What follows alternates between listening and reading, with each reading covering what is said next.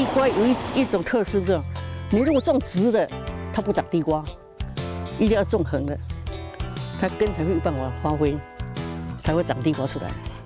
从小在苗栗客家农庄长大，种田的活难不倒刘真梅。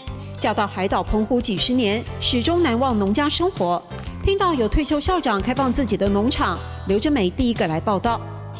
就是豆怎么栽，花生要怎么栽，怎么照顾，地瓜怎么栽，怎么照顾，什么时间要开始种植，什么时候施肥，什么要做支架，所以有一定的时间了，有一个程序。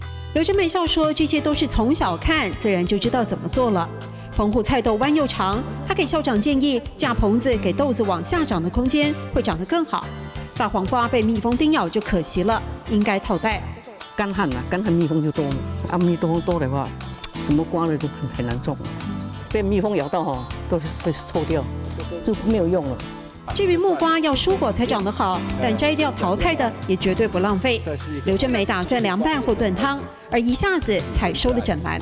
切嘎种，切嘎是，你是靠拍撒哦，自己种自己吃，不必依赖别人。对。哦，这样回去就吃很久哦，超1个礼拜，1礼拜都50个买菜啊，1个礼拜都不用买菜了。烈日下劳动当成活动筋骨的机会，以前是认命，现在是欢喜。客家人的精神啊，勤俭啊，实忙啊，一分的努力，一分的收获。要吃一个东西不容易啊！然后就不是天上会掉下东西来吃，还是我们辛苦在做才有的吃啊。刘真梅形容这里就是开心农场，开心不是不劳而获，而是一分耕耘一分收获的踏实感。上课喽！七嘎中七嘎色，不是 copy 啥；七嘎中七嘎色，不是 copy 啥。谢谢宗仪老师。